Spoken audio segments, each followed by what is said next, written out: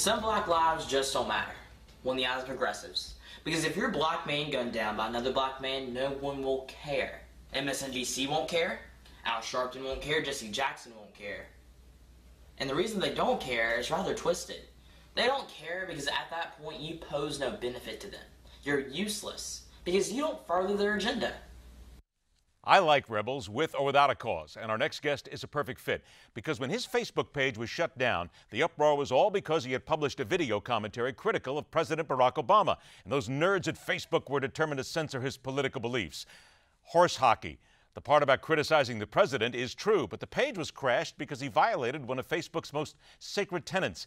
He broke the rule about being a minimum of 13 years old, and at 12, he has more smarts than about 95% of the Facebook surfers.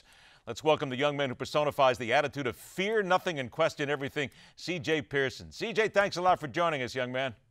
Hey, thank you for having me. It is a pleasure. What is it about politics that made you say, I got to get on Facebook and I'm going to start saying things? Because let's be honest, young men, young women your age, they barely even know what politics is.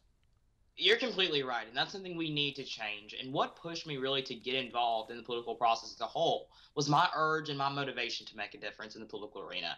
I believe that it is time for a change in this nation. And making that video was a sign that I was willing to speak up for many Americans that couldn't say what I said, and I'm glad that I did. And I'm glad that I was able to make my voice heard. Now, how much heat have you taken from some of the things you said? Because certainly when you came out and said some black lives don't matter, I got to believe there are people who wanted to just come after you.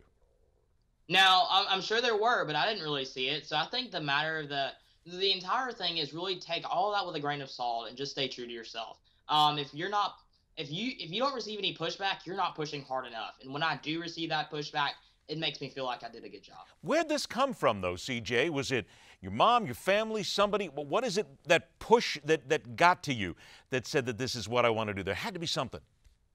You know, back in the second grade, my teacher, we had a mock election between John McCain and Barack Obama.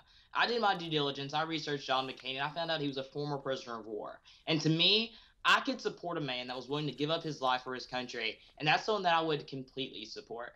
Going past that, I wanted to dive in. I wanted to get more involved. And this past election cycle, in the 2014 cycle, I worked on a host of campaigns, and I made a difference, and I'm glad that I did. You did this in the second grade. I got to tell you, there's jaws dropping across the country right now and around the world because some people will say that most kids don't know how to get to the bathroom in their second grade when they get there. So when you did all this and your mom was watching, did they ever say to you, CJ, come on, be a kid. You don't want to get involved in this, do you? Yeah, you know, they sometimes do have those thoughts, but at the end of the day, they're very supportive of me getting involved in doing what I feel as if that I'm meant to do, and politics is just that. Now, you made the statement when you talked about the some black lives don't matter. You said Al Sharpton won't care, Jesse Jackson won't care. You took on two of the most powerful people on the left. Is it your opinion that these people like them, are part of the problem today? They are the problem, Ed, and I think that's something that we need to get rid of. These people, all they do is they incite racial tensions rather than solve these racial tensions. And if we really want change, if we want a solution to the issue we have in Baltimore or Ferguson, we need to have a leader that is willing to bridge the gap between the police and the community. And the only way we can do that is by having a constructive conversation and not burning down the very communities that they live in. It's something that Al Sharpton and Jesse Jackson have basically encouraged. But you know full well that there are people who will say, wait a minute, Democrats, specifically African-American Democrats, will say that Republicans are anti-black. They simply do not like black people. They don't want to get along with them. And as a matter of fact, they want to try to hold them down as much as possible. Yet you identify with the Republican Party. Why?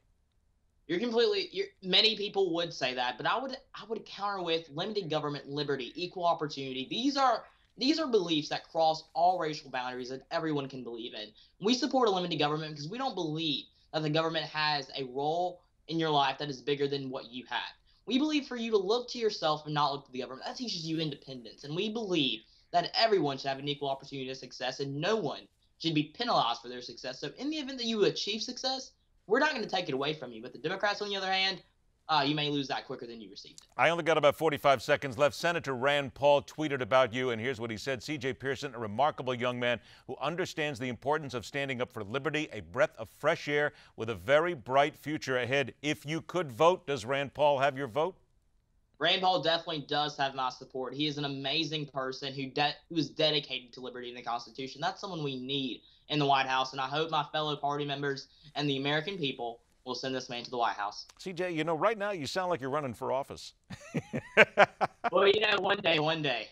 One day? Okay, is CJ Pearson then determined that one day he's going to be president of the United States? You know, I'm actively exploring, as they say. You continue to actively explore, young man. You can come on this show anytime and explore with us. You are an exceptional individual. Keep fighting, CJ. We need people like you to do that. And by the way, find the CJ Pearson page on YouTube. You will be impressed. CJ, thanks so much. We will talk to you again. Hey, thank you for having me. All right, take care. See that out there? There are young men who are willing to say it, get it out there, and be part of the process. Outstanding. The Hard Line continues.